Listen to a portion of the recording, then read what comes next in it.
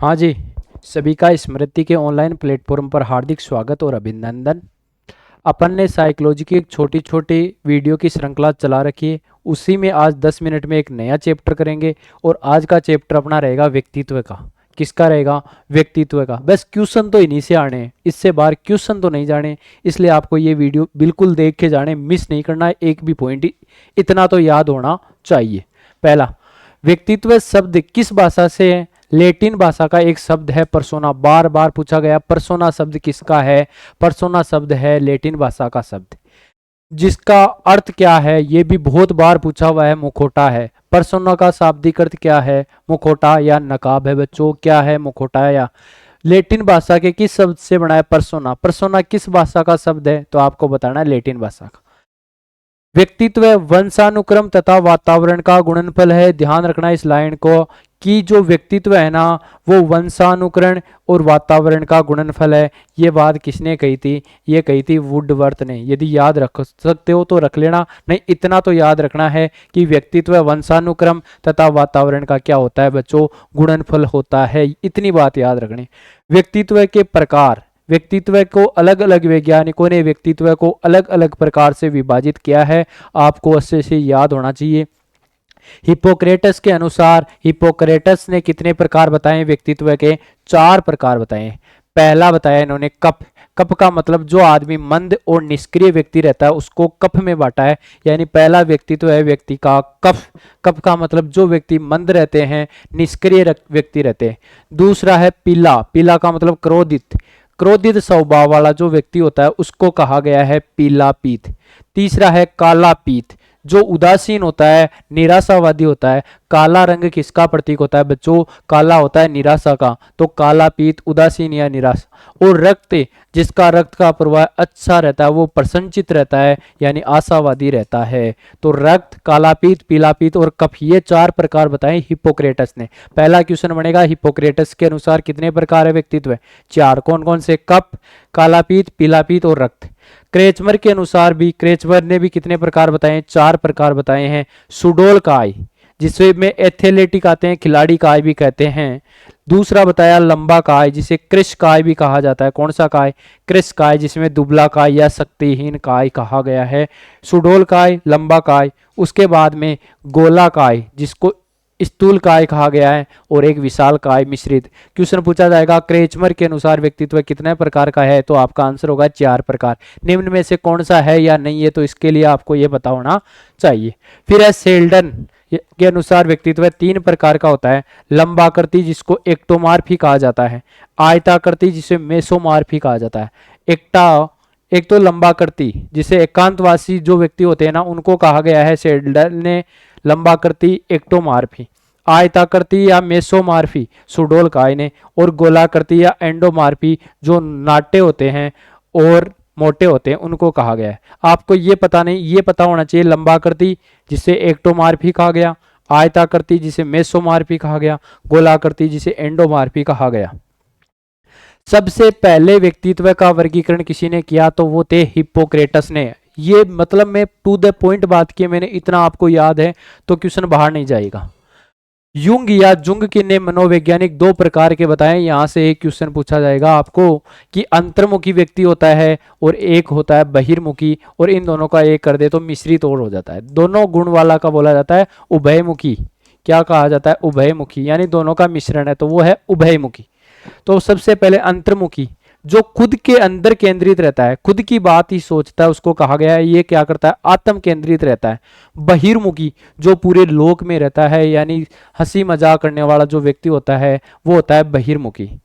अंतर्मुखी होता है वो मितभाषी, कम बोलता है और स्वार्थी स्वभाव का होता है। जबकि बहिर्मुखी होता है वो वाचाल होता है, ज्यादा बोलता है। बच्चों क्वेश्चन पूछा जाएगा कौन सा गुण बहिर्मुखी का है या कौन सा गुण अंतर्मुखी का नहीं है। सामाजिकता का अभाव रहता है, यानी वो घर के अंदर ही रहता है, समाज से उसे कोई मतलब नहीं है, वो होता है अंतर्मुखी। बहिर्मुखी, जो सामाजिक प्राणी होता है, समाज के कार्यों में भाग लेता रहता है, वो है कौन? सामाजिक। चिंता से युक्त रहता है अंतर्मुखी, चिंता से मुक्त रहता है बहिर्मुखी। क्या हो रहा है उसे कोई फर्क नहीं पड़ता, जो समाज के बारे में सोचता है। ये एकांतवासी रहता है अंतर्मुखी, जबकि ये स्पष्टवादी होता है, बिल्कुल साफ कहने वाला होता है बहिर्मुखी। समायोजन बिल्कुल कमजोर होता है, थोड़ी सी बात में टेंशन इसे हो जाती है, जो खुद के अंदर ही खोया हुआ रहता है। और एक होता है समायोजन उत्तम होता है, यानी जो बहिर्मुखी होते हैं वो बिल्कुल हर प्रकार की सिचुएशन से क्या कर लेते हैं, समायोजन कर लेते हैं। मनोविश्लेषण का सिद्धांत सिगमंड फ्राइड ने दिया, कन्फर्म याद होना चाहिए। मनोविश्लेषण का सिद्धांत किसने दिया, सिगमंड फ्राइड ने दिया है। आकारात्मक मॉडल में एक बताया चेतन मन, जो 1/10वां हिस्सा होता है अपने मस्तिष्क का, अर्धचेतन जो दोनों का मिश्रण होता है, और अचेतन होता है वो 9/10। यह दमित इच्छाओं का भंडार होता है। जो अचेतन है मन में वो इच्छाएं होती है जो दमित इच्छाएं भंडार होती है, यानी ये क्या होती है, दमित इच्छाओं का भंडार होता है। ये याद करने पर भी याद नहीं आती, वो है अचेतन मन। वास्तविकता से संबंध, यानी तुरंत अपने को यदि कोई चीज का पता है, उत्तर बता रहे हैं, तो वो चेतन मन में है। और अर्धचेतन में सुलभ स्मृति, कुछ याद नहीं होता है, जैसे अपन कहीं जगह कोई वस्तु रखकर भूल जाते हैं, लेकिन याद करने पर याद आ जाता है, तो वो रहता है अर्धचेतन में। और अचेतन मन में आज कोई चीज पड़ी, 1 साल बाद में वो अचेतन मन में चली जाती है, इसलिए अचेतन मन क्या है, दमित इच्छाओं का भंडार है। दूसरा है गत्यात्मक या संरचनात्मक मॉडल। इसमें है इड, इगो और सुपर इगो। इड यानी इदम, इगो यानी अहम, सुपर इगो यानी प्रा अहम। इगो के इड, खाओ पीवो मौज करो, बस इड वाला व्यक्ति को इतना ही मतलब रहता है, खाओ पीवो और मौज करो, यानी बचपन की अवस्था बनी हुई रहती है, बचपना रहता है ना, इसका मतलब उसके ऊपर इड हावी है। कोई आदमी यदि बचपन में रह रहा है तो इड है। इड का मतलब होता है उसमें अचेतन मन ज्यादा प्रभावशाली है, बचपन में रहता है। दूसरा इगो, अहम, आदमी में ईगो होना चाहिए भाई, ईगो होना चाहिए। ईगो का मतलब है वर्तमान और वास्तविकता से उसे संबंध रहता है, और ये होता है चेतन मन। सीधा पूछा जाएगा ईड का संबंध किससे है, तो अचेतन मन से। ईगो का किससे है, चेतन मन से। तो सुपर ईगो ये होता है आदर्शवादी, यह मत करो वो मत करो, महात्मा बन जाता है, ऐसा मत करो। महावीर स्वामी जी था, उनमें कौन सा ईगो आ गया था, सुपर ईगो आ गया था। तो व्यक्ति में इड तो नहीं होना चाहिए, इड तो एक बचपन की अवस्था है। होना क्या चाहिए, इगो, यानी वो चेतन में रहना चाहिए, न तो अचेतन होना चाहिए। और सुपर ईगो का मतलब तो आदमी भगवान बन जाता है, सुपर ईगो बहुत कम लोगों में होता है। फिर तो वो कहता है ऐसा मत करो वो मत करो वह मत करो। एक इरोस शब्द ध्यान रखना है, इरोस ये भी सिगमंड फ्राइड ने दिया है। रचनात्मक कार्यों, यानी कोई अच्छे कार्य करने वाले प्रवृत्ति का आदमी होता है, व्यक्ति होता है, तो उसमें इरोस का भाव रहता है। और एक होते हैं थेनोटोस वाले, जिसमें विध्वंसात्मक कार्यों का संबंध होता है, यानी वो विनाश करने की सोचते रहते हैं, रिश्तों को तोड़ने की बातें करते हैं, वो होते हैं, उनमें होता है थेनेटोस हावी। फिर फ्राइड ने काम प्रवृत्ति को एक लिबिडो कहा है। फ्राइड के अनुसार काम प्रवृत्ति को क्या कहा गया है, लिबिडो कहा गया है बच्चों।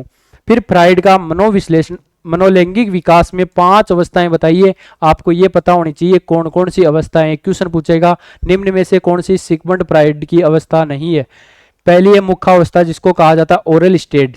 ये पाई जाती है 0 से 1 वर्ष के बच्चों में, यानी ये मुख से क्रियाएं करके बच्चे आनंद लेते हैं, जैसे अंगूठा चूस कर मुख से कोई भी क्रिया, किसी जैसे गूदड़ा होता है ना, उसको काटते रहते हैं, अपने मुंह में दबाए हुए रहते हैं, तो वो क्या करते हैं, मुखावस्था में आनंद प्राप्त करते हैं, इसे कहते हैं ओरल स्टेज। दूसरी होती है गुद्दा अवस्था, जिसे कहा जाता है एनल स्टेज। ये 2 से 3 वर्ष में होती है। इस अवस्था में क्या होता है, बच्चे है ना मलमूत्र की क्रियाएं करके आनंद महसूस करते हैं, उसको फ्राइड ने कहा है गुद्दा अवस्था। तीसरी है लिंग प्रधान अवस्था।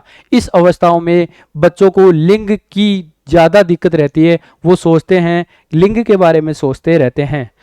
ये पाई जाती है, एक ओडिपस ग्रंथि होती है और एक इलेक्ट्रा होती है। ओडिपस होती है लड़कों में पाई जाती है। इस ओडिपस का मतलब है माँ के प्रति प्रेम, माँ के प्रति प्रेम, यानी जो लड़के होते हैं ना, वो तो क्या करते हैं, अपनी माँ से प्रेम करते हैं। और लड़कियों में पाई जाती है इलेक्ट्रा।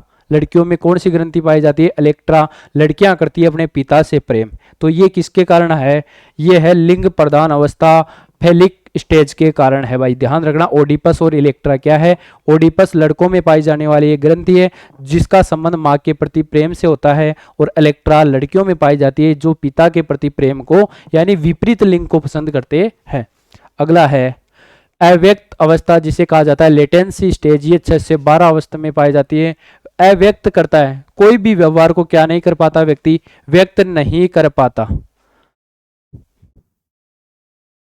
उसके बाद में है जनेंद्रिय अवस्था, जेनेटिल स्टेज। ये 20 वर्ष से लगातार व्यक्ति जब तक मृत्यु होती है तब तक चलता रहता है। सील गुण का सिद्धांत किसने दिया? ऑलपोर्ट ने दिया है भाई, याद रखना, सीधा सीधा पूछा जाता है। सील गुण सिद्धांत किसने दिया? ऑलपोर्ट ने। और 16 पीए प्रश्नावली का सिद्धांत किसने दिया? आरबी केटल ने।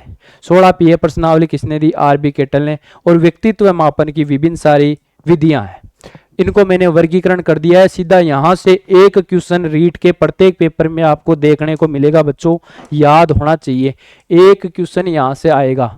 व्यक्तित्व मापन की आत्मनिष्ठ विधियां, वस्तुनिष्ठ विधियां और प्रक्षेपी विधियां, 3 प्रकार की विधियां हैं। पूछा जाएगा निम्न में से कौन सी आत्मनिष्ठ विधि नहीं है? तो आत्मनिष्ठ कौन कौन सी है? व्यक्ति इतिहास विधि, आत्म का मतलब खुद से, व्यक्ति इतिहास विधि। दूसरी है प्रश्नावली विधि, तीसरी है साक्षात्कार और चौथी है आत्मकथा निरीक्षण। यह है आत्मनिष्ठ विधियां, यानी इससे एक व्यक्ति के ऊपर अपन प्रयोग करके उसके व्यक्तित्व को जान सकते हैं। व्यक्ति का इतिहास विधि, प्रश्नावली विधि, साक्षात्कार और आत्मकथा निरीक्षण विधि। वस्तुनिष्ठ ऑब्जेक्टिव टाइप की कोई यदि कोई है तो वो है निरीक्षण, समाजमिति और रेटिंग स्केल। रेटिंग स्केल का मतलब एक 5 पैमाने कर लेते हैं, अच्छा, बहुत अच्छा, इस प्रकार के प्रश्न पूछ लिए जाते हैं। ये है वस्तुनिष्ठ। निरीक्षण करके भी और समाजमिति के प्रवर्तक है JL मोरेनो, यदि याद रह जाए तो याद रख लेना। उसके बाद में प्रक्षेपी विधियां इंपोर्टेंट, सबसे इंपोर्टेंट यही है। प्रक्षेपी विधियां या प्रक्षेपण विधियां की बात करें तो IBT स्याही दबाव परीक्षण पहली है। IBT स्याही दबाव परीक्षण, स्याही, इसके प्रवर्तक, इसको बनाने वाले थे हरमन रोडसा। TAT प्रासंगिक अंतर्बोध विधि, ये बनाने वाले थे मार्गन व मुर्रे। और CAT बालक अंतर्बोध विधि, इसको बनाने वाले थे लियोपेल्ड बेलक। और एक है शब्द साहचर्य विधि, जिस और एक है SCT वाक्य पूर्ति परीक्षण, इसके प्रवर्तक है पायन व टेंडलर। यह आपको अच्छे से याद होना चाहिए। IBT प्रक्षेपी विधि है, जिसके को बनाने वाले थे हरमन रोडसा, प्रतिपादक बोल सकते हो आप, बनाने वाले को प्रतिपादक। TAT प्रासंगिक अंतर्बोध विधि मार्गन व मुर्रे ने बनाई। CAT बालक अंतर्बोध विधि लियोपोल्ड बेलक के द्वारा और शब्द साहचर्य विधि। और एक है SCT वाक्य पूर्ति पायन व टेंडलर ने। इनके प्रतिपादकों का नाम पूछा जाता है आपको एग्जाम में, कन्फर्म रूप से आपको याद होना चाहिए।